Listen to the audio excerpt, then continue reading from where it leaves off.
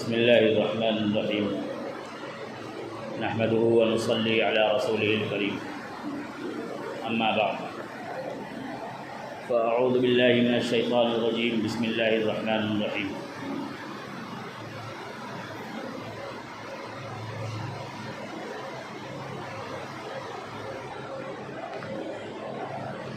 وكان أمر الله قدرا مقدورا صدق الله العظيم۔ محترم بزرگوں اور دوستوں، پچھلے جمعے کو بات یہاں تک پہنچی تھی کہ سیدنا امیر معاویہ رضی اللہ تعالی عنہ کے بعد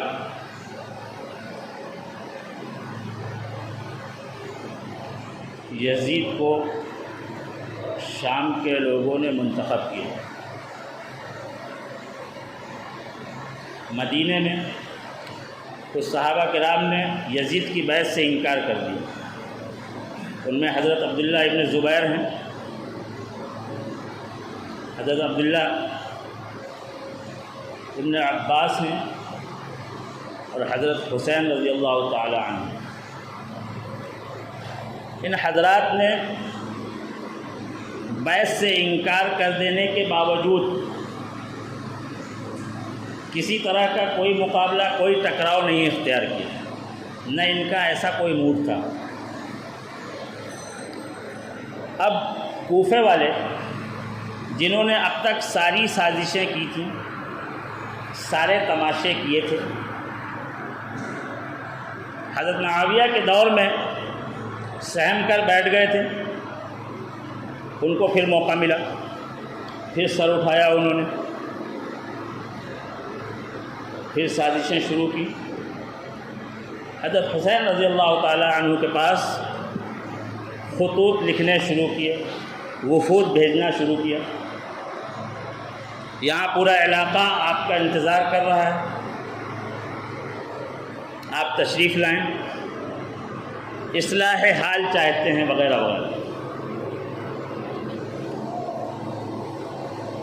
حضرت حسین رضی اللہ تعالی عنہ کوفہ جانا چاہتے ہیں، اکابر صحابہ کرام روک رہے ہیں۔ آپ مدینے سے مکہ آ گئے، حج کا دور تھا، حج کا زمانہ تھا، لوگ سمجھے کہ حج کے لیے جا رہے ہیں، مکے میں رہے۔ وفود کا سلسلہ جاری ہے، خطوط کا سلسلہ جاری ہے۔ حضرت حسین رضی اللہ تعالی عنہ وہ خطوط اپنے خاندان کے لوگوں کو دکھا رہے ہیں، خاندان کے لوگ منع کر رہے ہیں، ان کوفیوں پر اعتماد نہیں کیا جا سکتا، آپ مت جائیے۔ حضرت حسین رضی اللہ تعالی عنہ نے اپنے چچا زاد بھائی مسلم ابن عقیل کو تحقیق کے لیے بھیجا،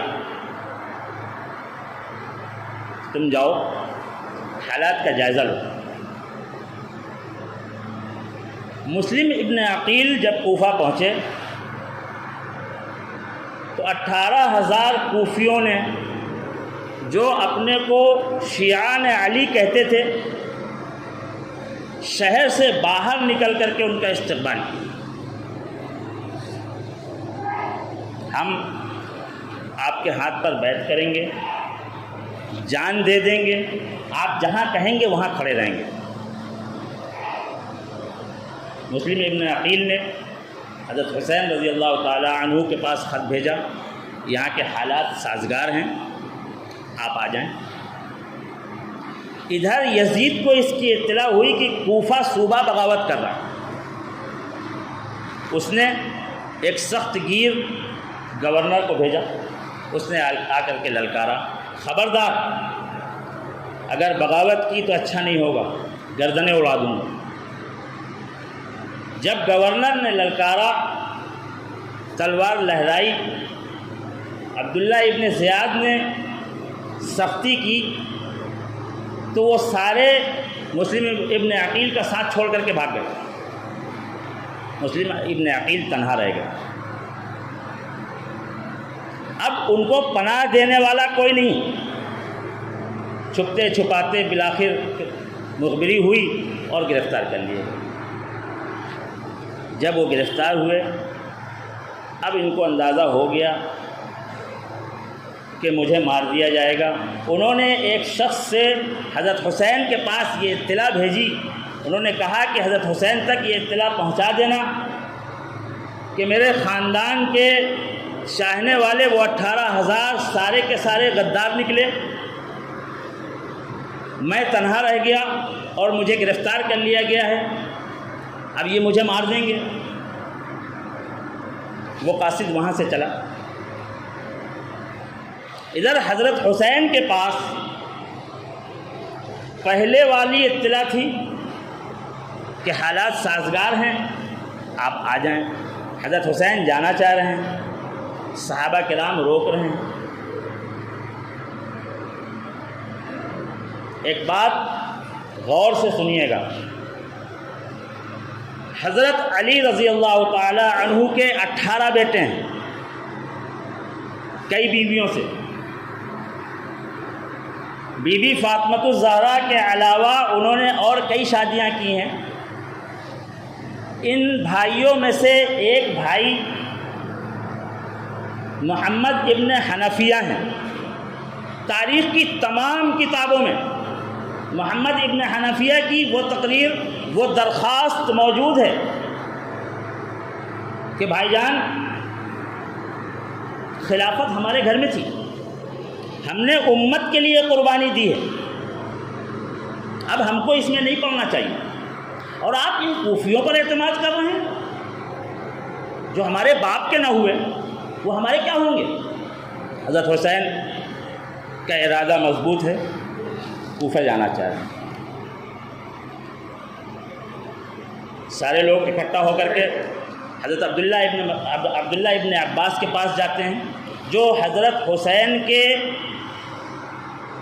نانا ہوتے ہیں نبی اکرم صلی اللہ علیہ وسلم کے رشتے سے، اور حضرت حسین کے چچا بھی ہوتے ہیں حضرت علی کے رشتے سے۔ ان سے درخواست کی، آپ خاندان کے بڑے ہیں، آپ سمجھائیں آ کر کے۔ حضرت ابن عباس چل کر کے آئے حضرت حسین کے پاس، بیٹے آپ کوفے نہ جائیں۔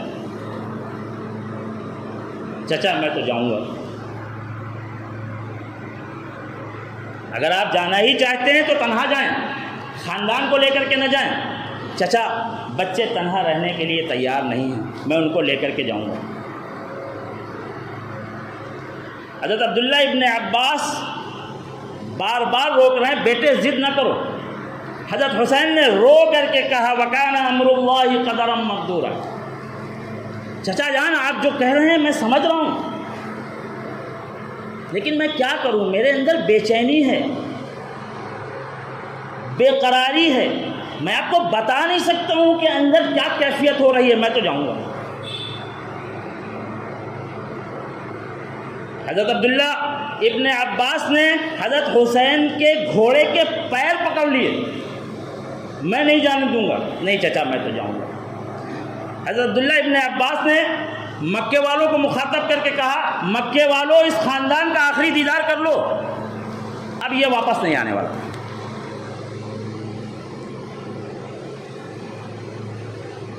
یہ حالات تھے مکے سے جانے کے وقت۔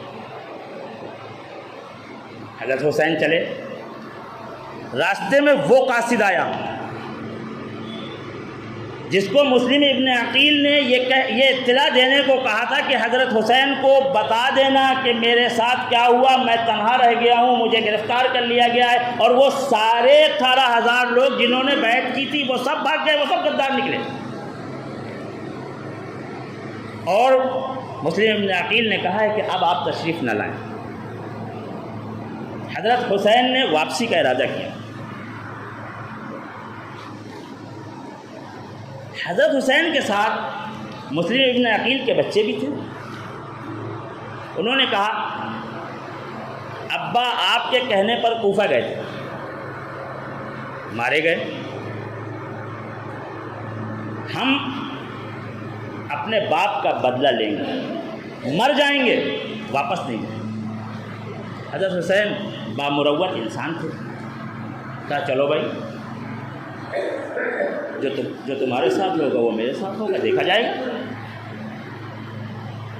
آگے بڑھے، کوفے کی سرحد پر پہنچے، کوفے کے بارڈر پر پہنچے، فوج نے روک دیا،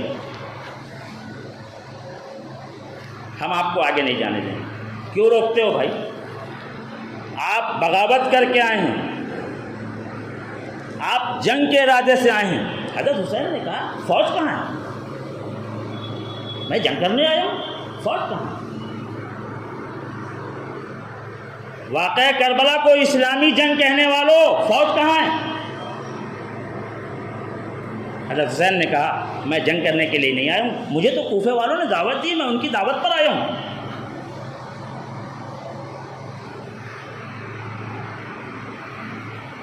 ایسے حالات ہیں، ایسے وقت ہیں۔ اب حضرت حسین چاروں طرف سے گھیر لیا گیا، آگے جانے نہیں دے رہے۔ حضرت حسین نے ان سے کہا میری 3 باتیں مان لو، 3 باتیں میں رکھتا ہوں، ان 3 باتوں میں سے کوئی ایک بات قبول کر لو، اور تاریخ کی تمام کتابوں میں یہ 3 باتیں محفوظ ہیں، ہر جگہ اس کا ذکر ہے۔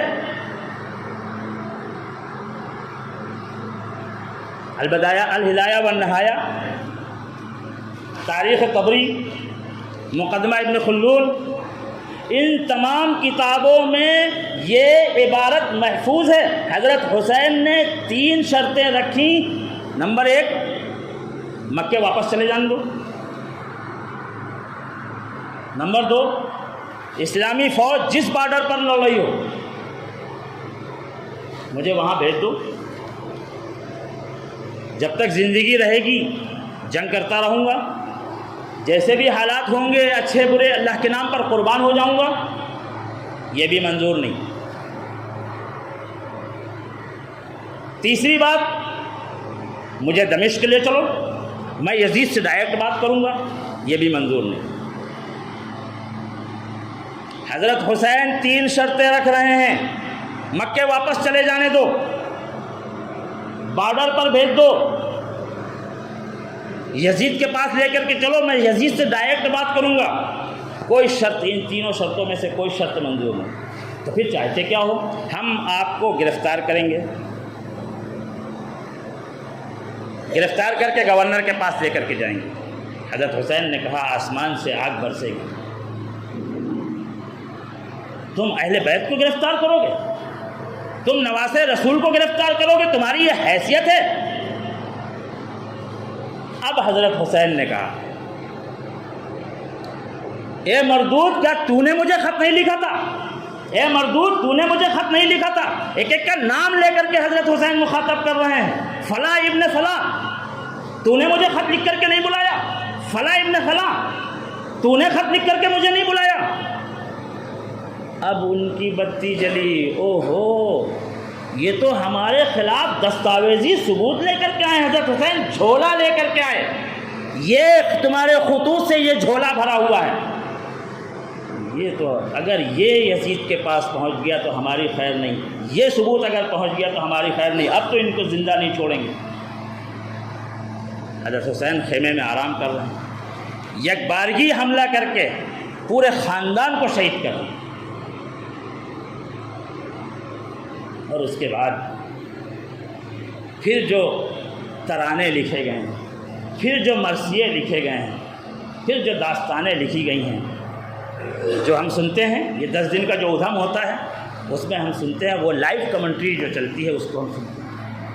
یہ مجھے بتائیے یہ جملہ کہ گردن کٹا دی یزید کے ساتھ، یزید کی اطاعت قبول نہ کی، میرے دوستو یہ معاملہ ہی نہیں۔ وہاں تو وہ کہہ رہے ہیں یزید کے پاس لے کر کے چلو۔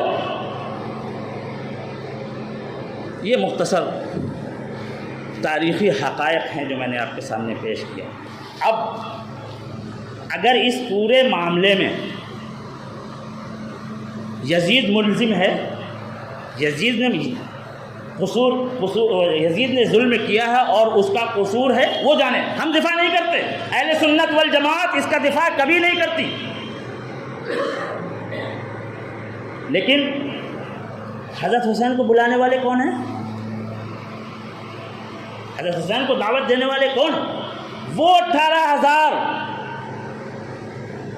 جو اپنے آپ کو شیعان علی کہتے تھے، جنہوں نے حضرت مسلم ابن عقیل کے ہاتھ پر بیعت کی تھی، جنہوں نے حضرت حسین کو خطوط لکھ کر کے بھیجے تھے، وہ 18,000 لوگ کہاں مر گئے؟ اور پھر حضرت عمر کو شہید کرنے والے کس نے شہید کیا؟ وہابی یزید تھا۔ حضرت عثمان کو شہید کرنے والے وہابی یزید تھا۔ حضرت علی کو شہید کرنے والے، ان خونوں کا جواب دو۔ یہ ایک تسلسل ہے جو جنگ قادسیہ کی ناکامی کے بعد تم نے شروع کیا ہے، تمہاری سازش ہے۔ اور پھر وہ دن ہے اور آج کا دن ہے، امت میں وہ درار پڑی ہے جس کو پاٹنے کی تمام کوششیں آج تک ناکام ہوئی ہیں۔ وآخر دعوانا الحمدللہ رب العالمین۔